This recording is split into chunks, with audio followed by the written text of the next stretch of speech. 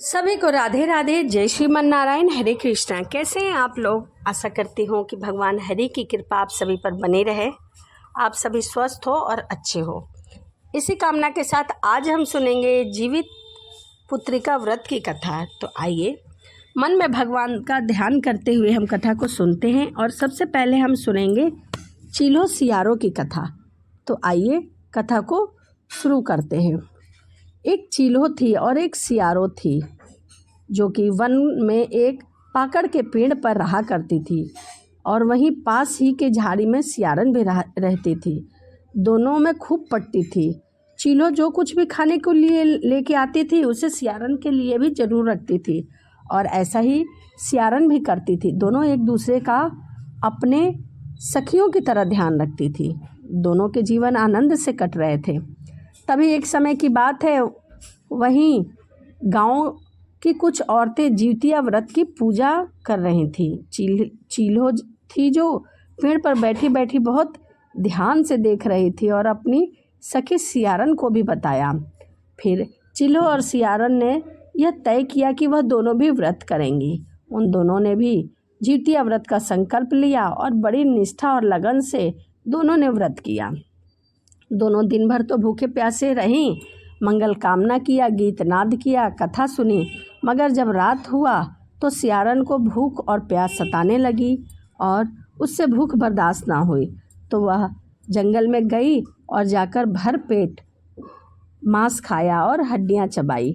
हड्डियों की आवाज़ सुनकर चील्हो ने कहा कि बहन, ये आवाज़ कैसी आ रही है? तुम क्या कर रही हो? तभी सियारन ने कहा कि नहीं नहीं बहन, मैं कुछ खा नहीं रही हूँ, परंतु मैं सुबह से भूखी हूँ तो उससे मेरे पेट से कट कट की आवाज़ आ रही है। और इस प्रकार से उसी समय सियारन का जो व्रत है वह खंडित हो गया। उसने अपना संकल्प पूरा नहीं किया। वहीं जो चीलो थी वह रात भर पेड़ पर बैठी हरि नाम का सुमिरन किया और सुबह गौशाला में जाकर और भर पेट गाय का दूध पिया। दोनों ने अपने अपने व्रत को संपूर्ण किया, परंतु सियारन का जो व्रत था वह संपूर्ण नहीं हुआ।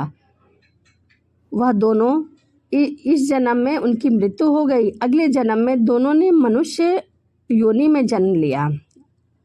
एक ने राजकुमारी बनकर लिया और दोनों ही सगी बहनें थी। सियारन बड़ी बहन हुई और चीलो छोटी बहन हुई। चीलो छोटी बहन, उसकी शादी राजकुमार के मंत्री पुत्र से कर दी गई। वहीं सियारन की शादी राजकुमार से की गई।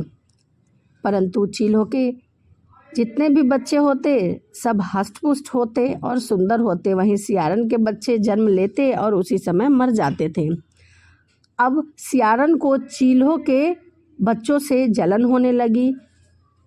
उसने अपनी बहन के बच्चे मरवाने के सभी यत्न किए। उनके सर कटवा दिए, हाथ पैर कटवाकर उन्हें डिब्बे में भरकर अपनी बहन को भिजवा दिया। परंतु जैसे ही वह अपनी बहन के यहाँ भिजवाती, उस डब्बे में मिठाई हीरे जवाहरात बन जाते। इस प्रकार कई बार प्रयत्न करने के बाद भी उसके बच्चों का बाल भी बाका न कर सकी।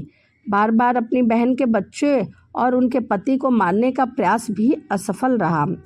आखिरकार देह योग से उसे अपने भूल का अभ्यास हो गया कि अगले जन्म में वह सियारन थी और उसने किस प्रकार से भरपेट मांस खाया था और व्रत को खंडित किया था।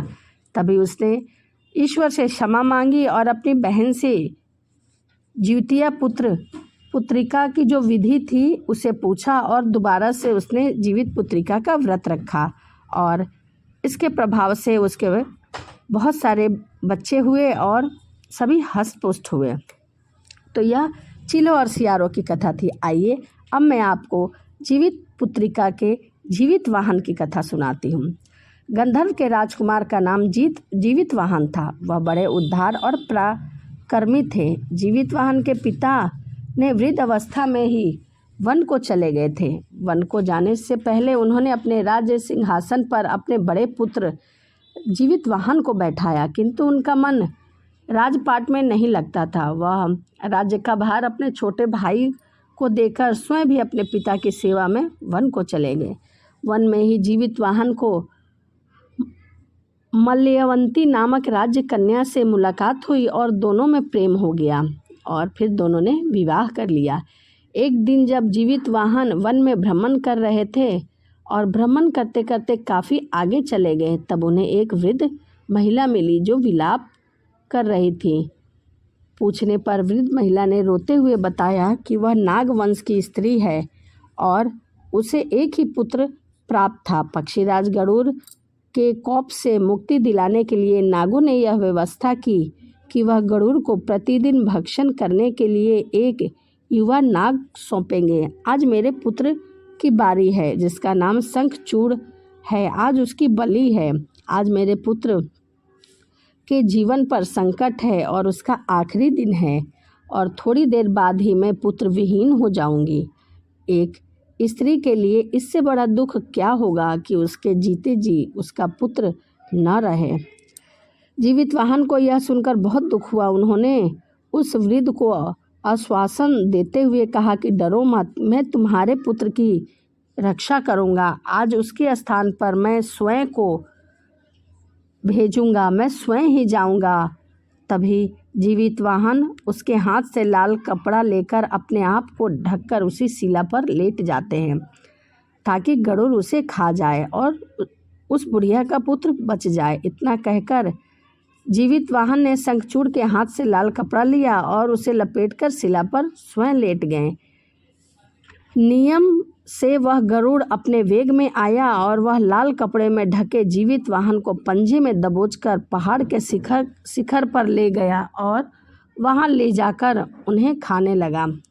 गरुड़ ने अपने कठोर चोंच का प्रहार किया और जीवितवाहन के शरीर से मांस का एक बड़ा हिस्सा नोच लिया। जैसे ही मांस का एक बड़ा हिस्सा नोचा तो जीवितवाहन को बहुत पीड़ा हुई। उनकी आंखों से आंसू निकलने लगे और वह दर्द से कहराने लगे।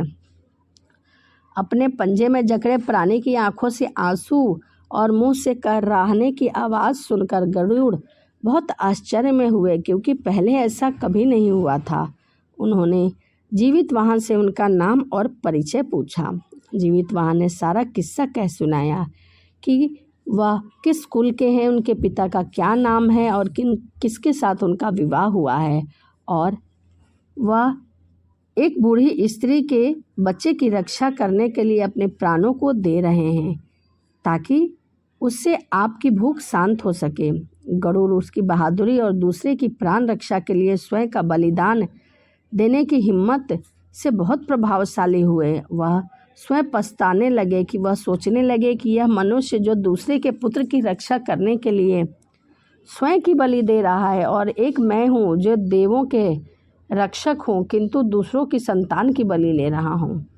उन्होंने जीवितवाहन को मुक्त कर दिया। गरुड़ ने कहा, हे उत्तम मनुष्य, मैं तुम्हारी भावना और त्याग से बहुत प्रसन्न हूँ। मैंने तुम्हारे शरीर पर जो घाव दिए हैं वह जल्द ठीक हो जाएंगे। तुम अपनी प्रसन्नता के लिए मुझसे कोई वरदान मांग लो।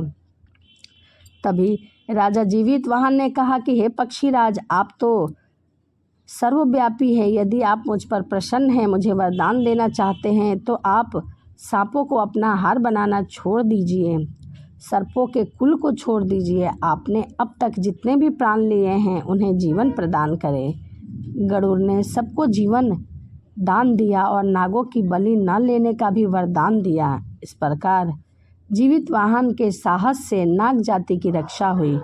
गरुड़ ने कहा, तुम्हारी जैसी इच्छा हो वैसा ही होगा। हे राजा, जो स्त्री तुम्हारे इस बलिदान की कथा सुनेगी और विधि पूर्वक व्रत का पालन करेगी, उसकी संतान मृत्यु के मुख से भी निकल आएगी। तब से ही पुत्र की रक्षा हेतु जीवितवाहन की पूजा की प्रथा शुरू हुई। इस कथा को कैलाश पर्वत पर भगवान शंकर ने सुना, माता पार्वती को सुनाई। जीवित पुत्रिका के दिन भगवान श्री गणेश, माता पार्वती और शिव जी की भी पूजा की जाती है। तो यह जीवित पुत्रिका व्रत की कथा थी। वीडियो आपको कैसी लगी कमेंट जरूर करिएगा। इसमें मैंने आपको 2 कथाएं बताई हैं, एक चिल्हो सियारन की और एक जीवितवाहन की। तो चलिए इसी के साथ वीडियो को यहीं समाप्त करते हैं और मिलते हैं अगली वीडियो में। सभी को राधे राधे, जय श्रीमन नारायण, हरे कृष्णा।